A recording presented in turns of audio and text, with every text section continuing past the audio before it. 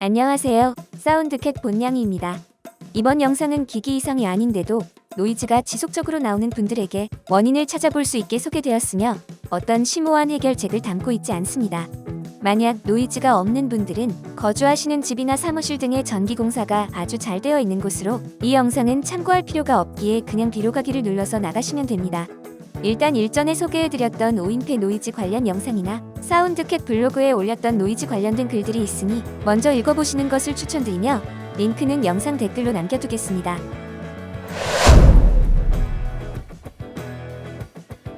가끔 다른 곳에서는 이상이 없던 제품이 우리 집에만 오면 노이즈가 샘솟는 경험을 해보신 적이 있으신가요? 만약 그렇다고 한다면 얼마나 짜증이 나는 일일까요? 특히 치이, 츠츠츠싸싸싸 하는 화이트 노이즈는 오디오를 하시는 분들에게는 재앙에 가까운 소리입니다.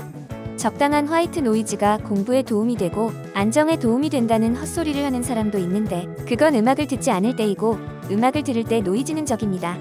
미국에서는 화이트 노이즈라는 공포영화도 있었는데 아마 감독이나 시나리오 작가가 화이트 노이즈에 치를 떨면서 쓰거나 만든 작품이 아닌가 하는 생각도 듭니다. 제일 먼저 화이트 노이즈를 의심해 볼 수 있는 건 제품의 설계입니다. 실제로 어떤 제품은 환호가 많아요. 이 제품은 화이트 노이즈가 있어요 하는 말을 하는 것을 볼 수 있는데 여기서 말하는 환호나 화이트 노이즈는 전원 환경에 관계없이 제품에서 그냥 나오는 것입니다. 모든 오디오 기기가 화이트 노이즈를 가지고 있습니다. 혹은 특정 플레이어와 특히 저항값이 낮은 이어폰을 조합했을 때 나오는 노이즈를 말합니다. 지금 이 글에서 이야기하는 것은 어떤 곳에서는 안 나오는데 우리 집에서만 나온다는 현상에 대해서 말씀을 드립니다. 실제로 음악 스튜디오 하시는 분들은 도저히 이 문제를 해결하지 못해서 비싸게 설비한 장비를 다 뜯어내고 이사를 가신 분들도 있습니다. 사운드캣 근처에도 오래된 건물이 많은데 그 건물에 있던 음향업체도 자동전압 조정기 같은 고가의 장비까지 설치했는데도 불구하고 전원 문제가 해결되지 않았고 한전에서는 건물 문제라고 말하며 건물 측에서는 다른 가전제품은 다 잘 되는데 무슨 소리냐고 하여 해결하지 못해 결국 이사를 간 경우도 있었습니다. 간혹 테크센터에 오셔서 무조건 제품을 교체 요구하시는 분들이 계신데 교체를 하셔도 증상은 대부분 동일합니다. 특히 좋은 차량일수록 좋은 기름이 필요하듯 좋은 오디오일수록 전원에 민감합니다.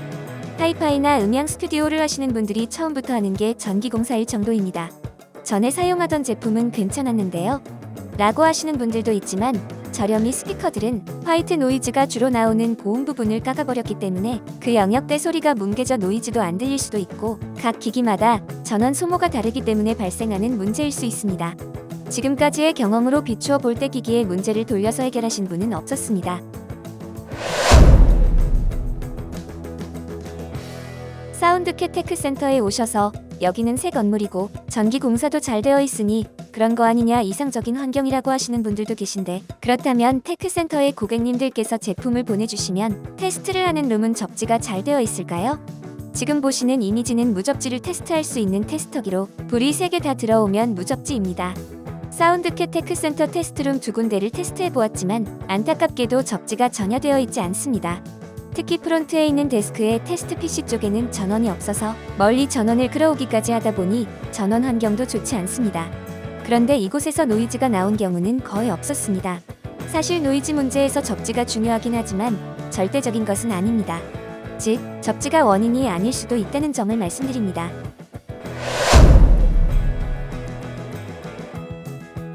흔히 노이즈가 나오면 접지가 되는 멀티탭을 사용하세요 라는 답변을 많이 받으셨을 겁니다.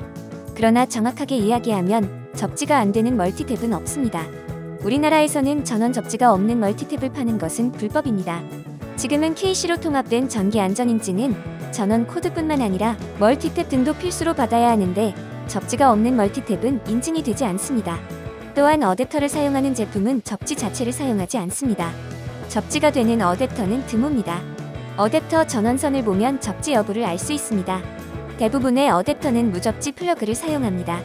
이러한 플러그를 사용하는 제품은 멀티탭에 접지가 있어도 자체로 접지를 하지 않는데 그 이유는 어댑터 자체에서 220V를 12V나 15V로 전원을 새로 만들어내기 때문입니다. 접지가 있는 멀티탭은 이와 같이 생겼습니다. 예전에 LG 그래미 표면 때문에 발생하는 정전기가 따끔거린다고 해서 LG전자에서 별도로 판매했던 어댑터와 케이블입니다. 이 이미지와 같이 접지가 되는 플러그와 접지가 되는 코드가 있음을 알 수 있습니다. 아, 그러면 뭐란 말인가요? 접지는 노이즈와 상관이 없다는 말인가요? 게다가 접지가 안 되어 있는 게 차라리 나은 경우도 있습니다. 자, 이와 같은 전원 콘센트 연결이 정상적인 접지입니다. 그런데 뜯어보면 이렇게 접지가 생략된 콘센트가 많습니다. 이 경우처럼 아예 접지를 생략할 수도 있지만 어떤 곳은 그냥 접지를 마이너스로 추정되는 곳에 묶어버린 경우도 있는데, 이 경우 접지를 차라리 안 하는 것보다 더욱 심한 악영향이 일어납니다. 눈으로 보아서는 알 수도 없고 실제로 접지 테스터를 사서 체크를 해도 접지가 되어 있다고 나오는 경우도 있기 때문입니다. 무접지도 문제이지만 그라운드 루프라는 것도 문제가 되는 경우가 있습니다.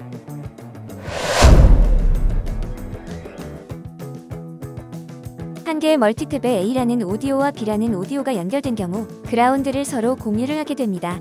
이러한 그라운드 루프 현상 때문에 노이즈가 나오기도 하는데, 특히 무접지라든지 접지 자체가 잘못된 경우 이 악영향이 대폭 증폭이 되는 경우가 있습니다. 따라서 전기 신호를 잡음으로 만들어낼 수 있는 오디오 기기의 경우는 그라운드 루프 현상이 발생하지 않도록 개별적인 콘센트에 연결을 해주면 됩니다. 선이 짧은 경우는 1구짜리 멀티탭을 이용합니다. 물론 전원 콘센트에 단독으로 꽂아야겠죠. 사실 이것으로 굉장히 많은 경우 해결됩니다. 특히 다른 방이라든지 아니면 다른 벽에 있는 전원만 끌어다가 와도 비적처럼 문제가 해결되는 경우가 많습니다. 그런데 이걸 사서 기다릴 수는 없으니까 스피커를 떼서 다른 방 혹은 다른 곳에서 테스트해보시면 됩니다. 이 방법으로 해결되면 그쪽 전원선을 연결하면 바로 문제가 해결됩니다. 어떤 문제였는지는 모르지만 다양한 기기가 멀티탭에 묶여서 서로 그라운드 루프 현상이 있었던지, 아니면 그쪽 콘센트에 접지가 안 되어 있거나 잘못되었던지 그런 문제가 있었겠죠. 또한 이렇게 연결하실 때 주의점이, 요즘에는 대기 전력 자동 차단 기능이 있지만 일단 상시 전원에 연결해 보라는 것입니다. 그래서 이상이 없으면 대기 전력 자동 차단에 연결하고, 이상이 없으면 계속 사용하시고 이상이 있다면 상시 전원을 이용하시면 됩니다.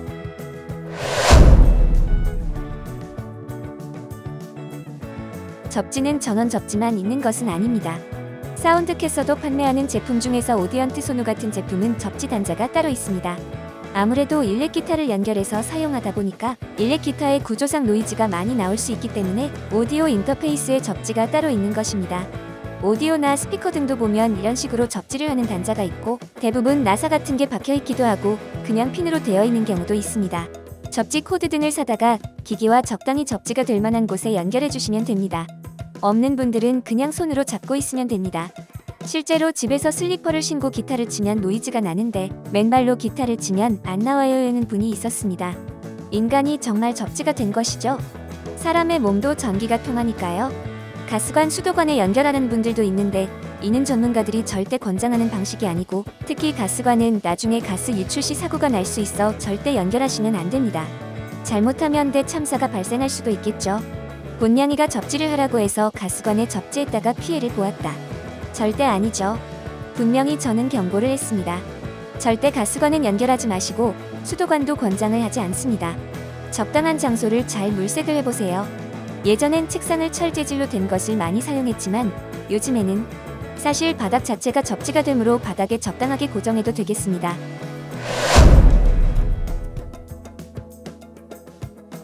우리나라에서 전자제품들은 모두 KC 인증이라는 것을 통과해야 하며, 이 중에서 EMI 테스트라는 것을 실시합니다.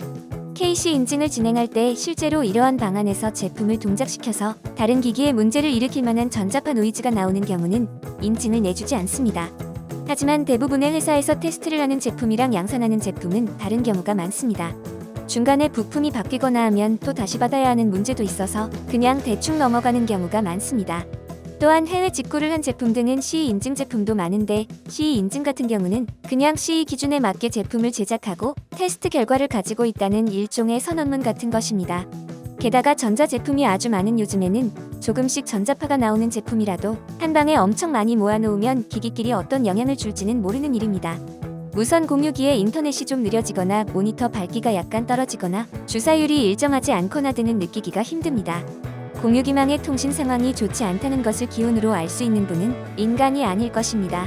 특히 많은 전자파가 있는 환경에서 모터가 전파결함 등을 통하여 스피커 노이즈를 유발한다는 논문도 있었습니다.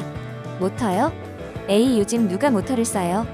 냉장고, 에어컨의 실외기 등에는 컴프레서 가동을 위한 모터가 있습니다. 그리고 컴퓨터 팬은 모두 순행식이 아닙니다.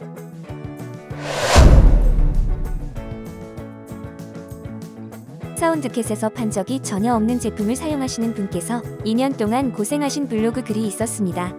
해결했다고 적으셨다가 2달 후에 또 나온다. 그리고 해결했다고 적으셨다가 또 나온다. 그리고 결국 노이즈가 나온다고 하시고 그 이후로는 글이 없는데 몇 년간의 고생이 눈에 선합니다. 할 수 있는 것을 다 해보았는데도 문제가 지속되는 경우는 한전에 정기 점검을 요청해 보실 필요가 있습니다. 하지만 문제는 인터넷이 느려져 KT에 연락하면 문제가 없더라도 점검을 해주나 한전은 독점 기업이라서 한국전력에서 코리아파워라든지 대한전기로 갈아타는 게 불가능해서 이 경우는 전기시설에 대한 이상 유무를 점검하고 싶은 경우 어떻게 하면 되는지에 대한 한전의 답변입니다. 신규 점검과 정기 점검이 아닌 경우 고객이 요청한 경우는 비용이 발생한다는 것입니다만 그렇게 많은 요금이 발생하지는 않습니다. 예전에 제 경험으로는 1에서 2만 원 정도였던 것 같은데 그 정도 비용을 지출해도 좋을 만큼 잘 점검을 해주시고 이상이 없다고 하셨지만 왔다 가신 후 문제가 해결되었습니다. 점검만 해주셨는데 문제가 해결이 정말 공덕이 깊으신 기사님이셨던가 봅니다. 실제로 한전에서 점검하신 후 직원이 한숨을 푹푹 쉬더니 며칠 내에 해결해주겠다고 가셨답니다. 그 다음 날부터 본인 집 앞에 아스팔트를 뜯어내고 전기공사를 하는 광경도 목격을 하신 분이 있다는 썰이 있습니다. 지금까지 사운드캣 본냥이었고요. 재미있고 유익하게 시청하셨다면 구독, 좋아요, 댓글, 알람 설정 부탁드립니다.